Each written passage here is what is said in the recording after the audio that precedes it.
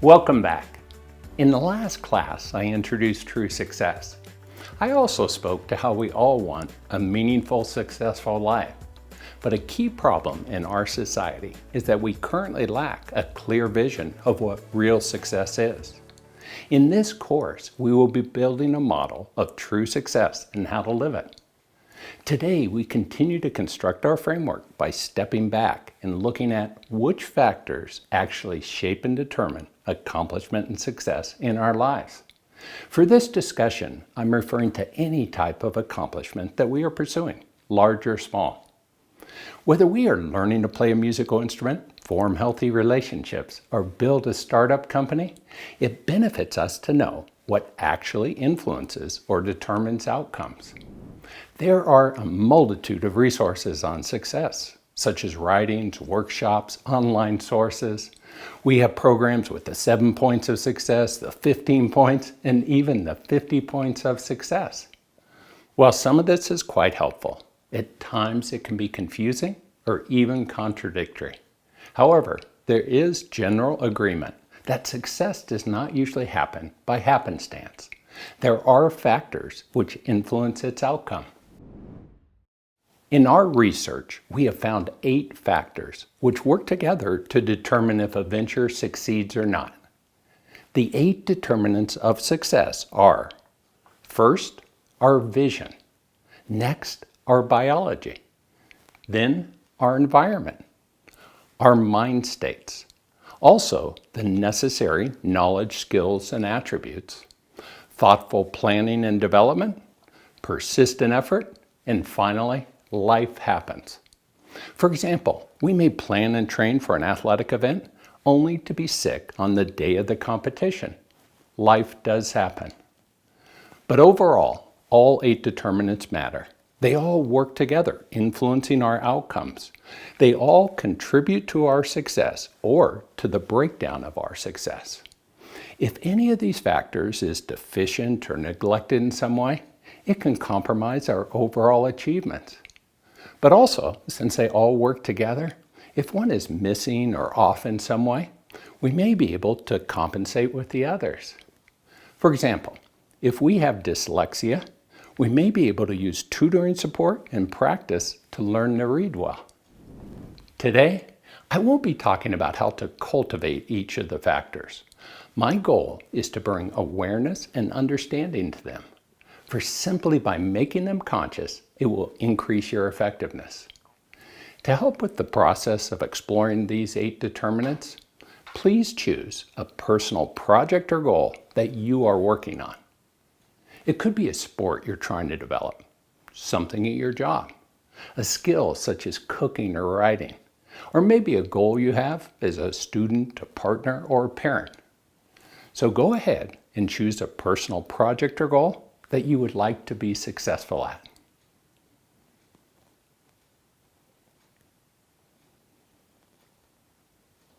Then, as we progress through the class, you can reflect on how each of these 8 determinants apply to your project or goal. Also, as we go through each of the factors, I ask that you reflect upon how they impact you. Which determinants are easy for you, where you say, "Oh yeah, I've got this," and which ones are difficult, where you get confused or even shut down. Maybe you're not so good at planning, or your biology is compromised in some way. Just notice your responses to each determinant as we explore them. This will also increase your understanding. Just to be clear up front, most people don't currently think in this way. Most people don't take into account all 8 factors when they're trying to do something. We're also unlikely to be good at all of them. And if all this seems unfamiliar and even a little overwhelming, you're not alone. But relax, we have time. We will be developing these 8 factors throughout the course. Now, let's discuss each of the 8 determinants. The first factor, vision guides it all. Yogi Berra, the baseball philosopher who is known for his amusing comments, once said, "If you don't know where you're going, you might not get there." If we hope to be successful at something, we need to know exactly what it is that we're trying to accomplish. Otherwise, we'll probably miss the mark. A clear vision includes our aims, our goals, our objectives, our intentions. Our vision can be what we want to do, where we want to go, who we want to become. Our goals can be large or small. For example, I want to become a teacher or an accountant. I want to learn to quilt or play chess.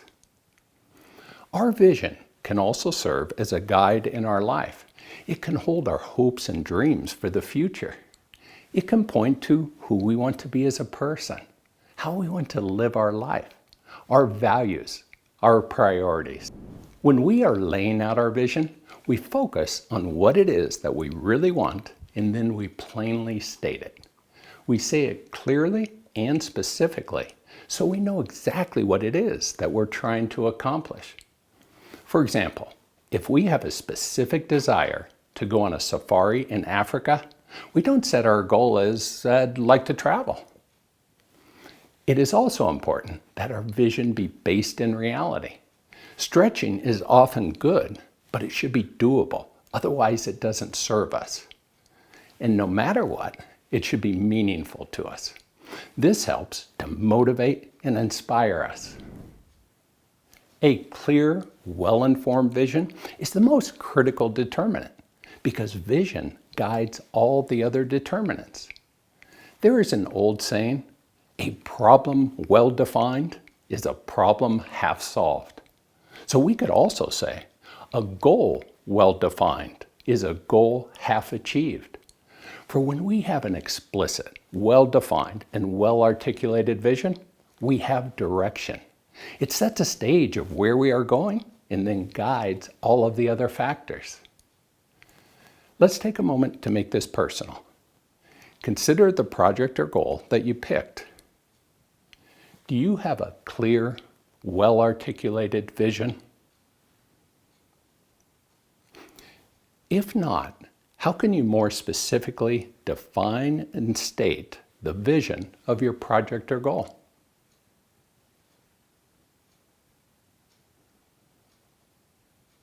Is it based in reality? Is it meaningful for you? Is it what you really want? Vision guides it all. This is the first determinant of success. Now, let's move on to the second determinant. Our biology shapes possibilities. Our biology informs what is possible for us and what is not possible. It is what we have to work with. For example, fish don't learn to run.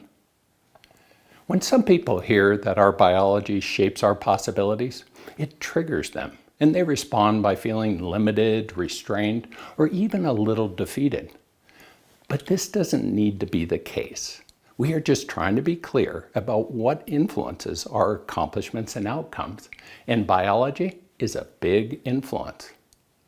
For example, when Maureen was young, she wanted to be an astronaut.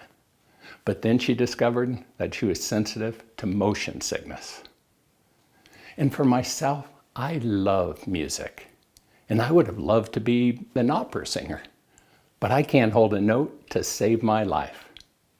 On the other hand, there are elite athletes and expert performers with exceptional biology taking it to the limit. These personal limits and gifts influence what is possible for us. But in general, most of us are not maxing out our biology. Usually, there's plenty of room for growth. Our biology begins with our unique genetic makeup, our DNA. Our DNA influences such things as our body type, our temperament, our learning styles, and so much more. We each have unique gifts and special traits, as well as specific challenges and limitations that we need to be aware of. Do we have the body that can become a professional athlete? Do we have the brain that can do quantum physics? Do we have the capacity for perfect pitch that could make it easier to be a professional musician? Do we have the temperament that's necessary to be a preschool teacher? Or do we have some type of disability that we need to address and compensate for. Our genetics will determine our areas of ease and those that will need support and development as we go along.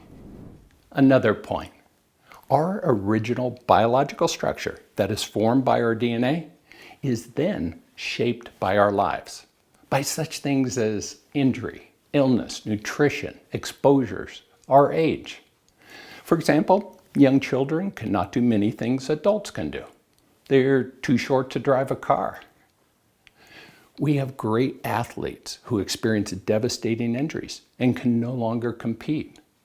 And there are people who are trying to negotiate life after having experienced head trauma. However, we can also work to enhance our biology, such as exercising to increase strength and endurance, or building our brain by learning new things. Let's take a moment to reflect on your biology. Now, consider your project or goal. What role will your biology play?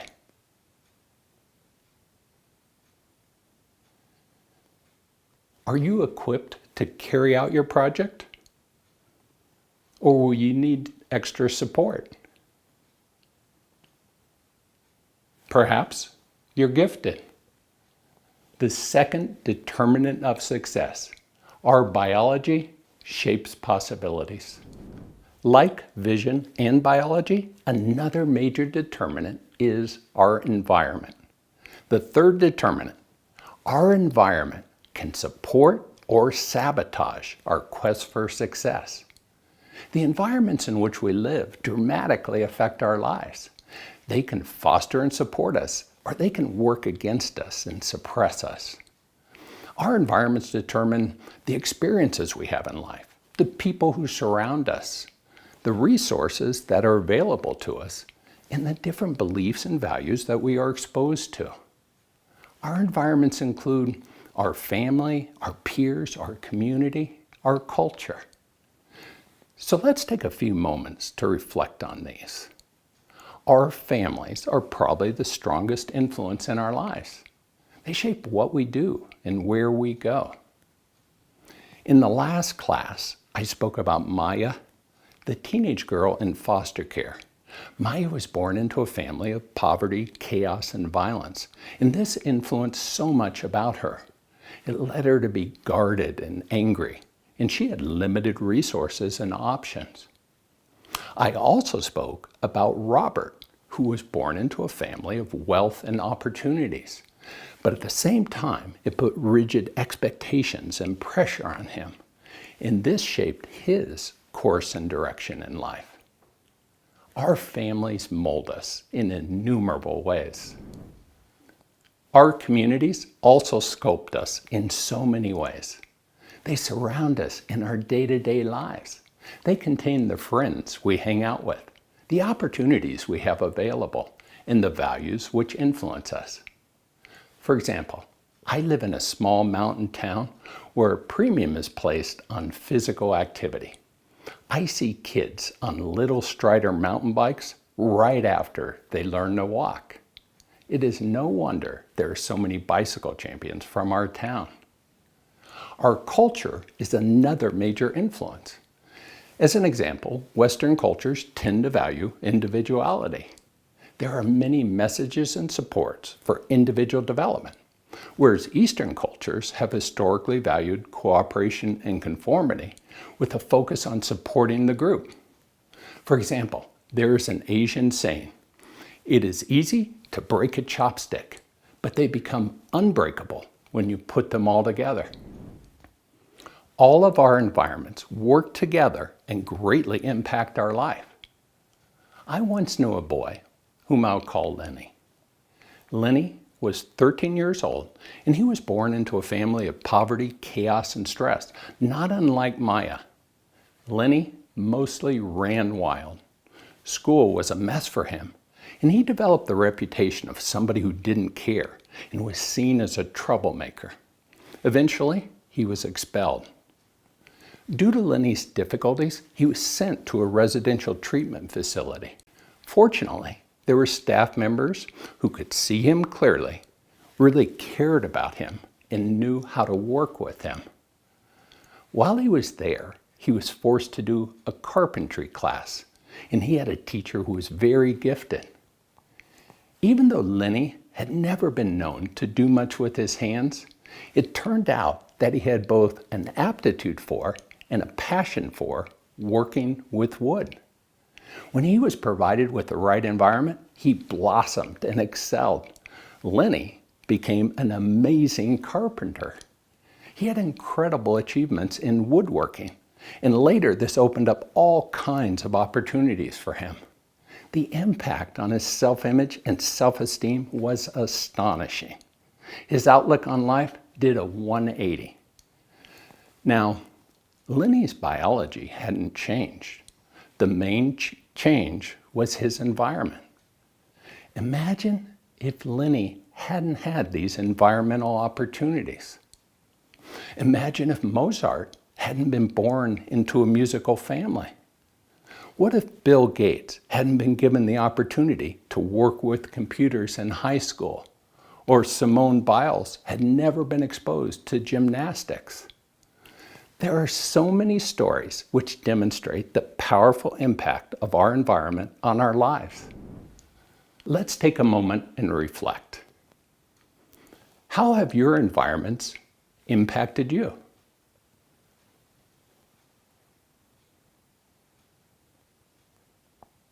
Now, consider your project or goal. How are your environments supporting you or sabotaging you?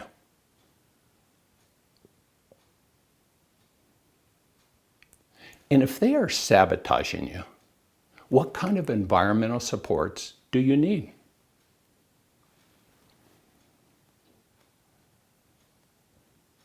It is also important to ask ourselves, what kind of environmental supports, resources, and opportunities do we need to live a truly successful life? Our vision gives us direction. Our biology shapes possibilities. And the third determinant, our environment can support or sabotage our quest for success. This brings us to the fourth determinant.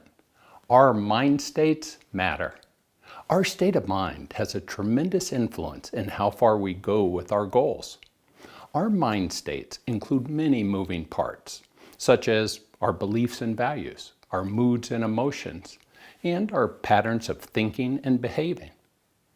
Let's start with our beliefs and values. What we believe impacts what we achieve. For example, do we have doubts about our ability to achieve our goal? Deep down, do we believe that we are actually capable of doing it? Maybe we have a belief that we can do physical things, but not anything that involves math or science. Do we have a belief that we are entitled to our goal? There's not much of a chance of us achieving it if we don't believe we deserve it. Do we have a belief that it's okay to make mistakes? If not, trying new things will be challenging. Or maybe we see mistakes as a way to learn and grow. Each of our different beliefs will impact our outcomes. Our emotions also impact what we achieve. Are we happy and energetic, eager to dive in? Or are we depressed and grieving, having to force ourselves to move? Maybe we're anxious and afraid of failure, which paralyzes us from taking any action. All of our emotional states will affect how we approach our goals. Then there are patterns of thinking and behaving. When we have something to do, is our pattern to get after it and work hard, or do we tend to procrastinate? Is our pattern to avoid challenges and collapse under pressure, or do they excite us and we buckle down and do it? Are we adaptable and flexible, or do we struggle with unexpected changes? This determinant can be really hard to wrap our head around because there's so much involved with it. But considering how our mind states greatly affect our outcomes, understanding this factor is quite significant. Therefore, we will be going into it in much greater depth throughout the course. Let's take a moment and make this personal. In thinking about your project or goal, how are your mind states affecting it?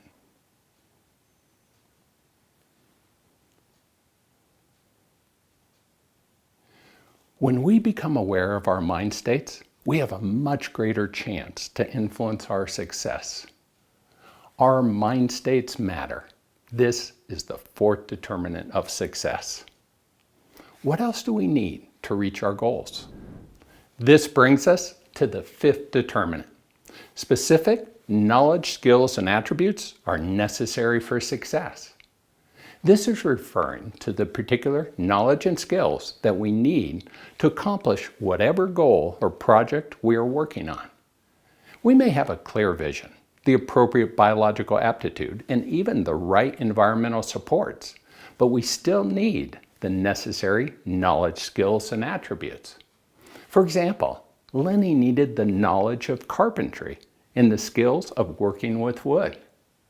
In order to be a successful volleyball player, one needs the knowledge of how the game works, the skills to serve, to set, to spike, the ability to play as a team member, and the endurance and focus to carry it all out. A doctor needs the knowledge of how the body works, such as anatomy and physiology, an understanding of health and illness, and the skillfulness to carry out various interventions and treatments. For parenting, there's too much knowledge, skills, and attributes that are necessary to even begin to mention. Take a moment and reflect on your project or goal. What knowledge, skills, and attributes do you need?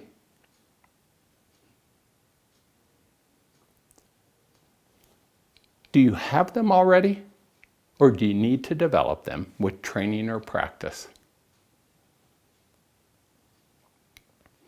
And when it comes to living a truly successful life, what kind of knowledge, skills, and attributes do we need? Our vision sets our direction. Our biology shapes what's possible. Our environment can support or suppress us. Our mind states matter. And the fifth determinant, specific knowledge, skills, and attributes are necessary for success. How do we go about attending to and doing all of this? This brings us to the sixth determinant. Thoughtful planning and development make it work. My good friend, Eric Larson, who developed the Discovery program and taught in an alternative high school, would inspire kids to set up goals for themselves. When they came and told him their ambitions, he would say, "That's a great idea. What's your plan?" Eric was pointing to the fact that in order to succeed at something, we need a plan. And we need to follow through and carry out the plan. Now, interestingly, planning and development is most often talked about in business, but we need it throughout all areas of our lives.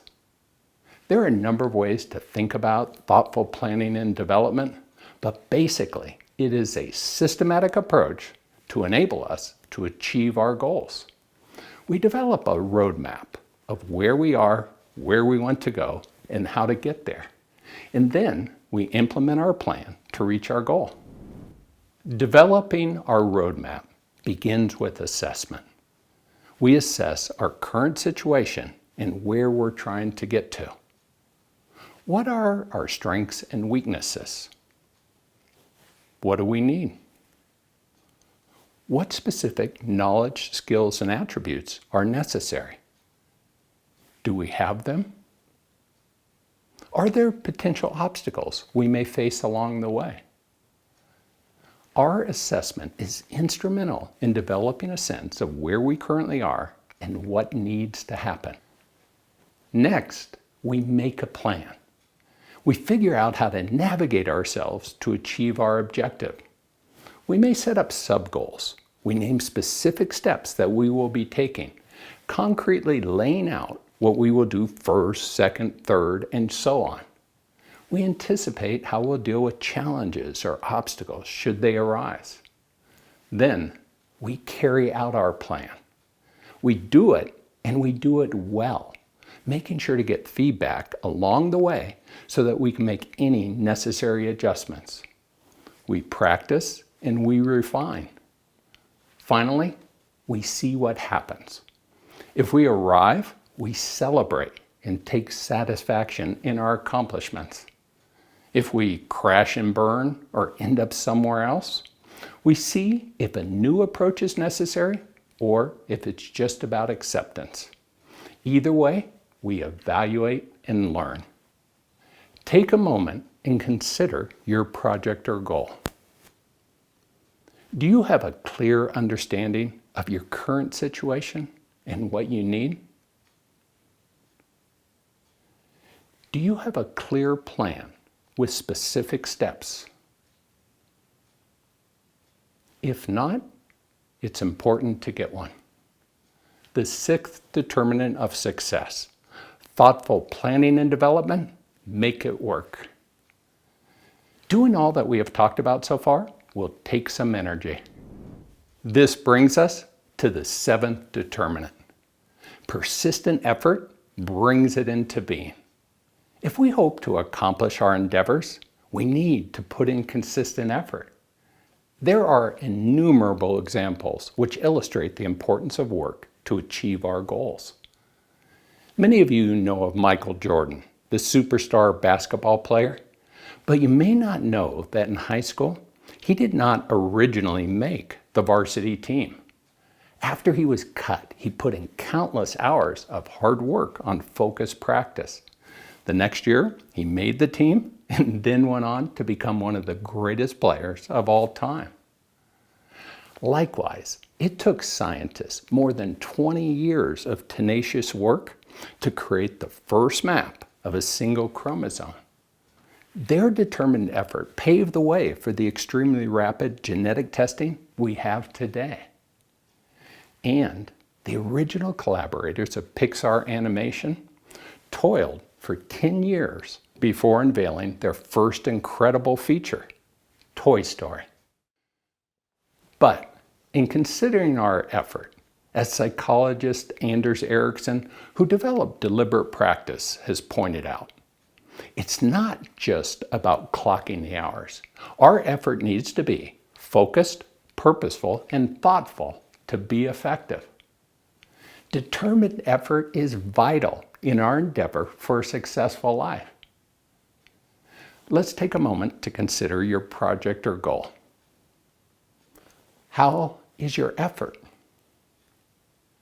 Are you able to put in consistent, deliberate effort? If not, what is getting in the way? Is it your mind state or your environment? Another question to ask is, how much are you willing to work for what you want in life? The seventh determinant, persistent effort, brings it into being. This leads us to our final factor. The eighth determinant, life happens. This speaks to the idea that sometimes, no matter what, life determines it all. As Robert Burns said in a poem in 1785, the best laid plans of mice and men often go awry. Sometimes, no matter how well our project is planned and executed, something can still go wrong. Or sometimes we're off in a number of ways and life steps in and rescues us. For example, in 1928, Alexander Fleming, a Scottish researcher who is known to have a messy lab, returned from a 2-week vacation to find mold growing in a petri dish that had been accidentally contaminated. This accident led to the discovery of the first antibiotic, penicillin, which then went on to revolutionize medicine. As you consider your project or goal, how many times has life come in and changed your course? There are many unpredictabilities, many mysteries in life, and most of us can relate to this idea. When life steps in and shakes things up, openness and acceptance are key, and we learn from life. The eighth determinant, life happens. These are the 8 determinants of success. Our vision gives us focus and sets our direction. Our biology shapes what's possible for us and clarifies our limitations. Our environment can support us or hold us back. Our mind states matter in how we approach and work with our goal. Our goal determines what knowledge, skills, and attributes are necessary. Through thoughtful planning and development, we create a roadmap and follow it. Then we put in persistent effort to bring it all into being. And all along the way, life happens. Remember, we need to consider all 8 determinants. They all matter and they all work together. It is the balance and interplay of these 8 factors which determine our success. You can take them and immediately apply them to any of your projects or goals to increase your effectiveness. We will be using the 8 determinants in the course with the goal of living a truly successful life. We will begin in the next class by laying out the vision of true success. I look forward to meeting with you then.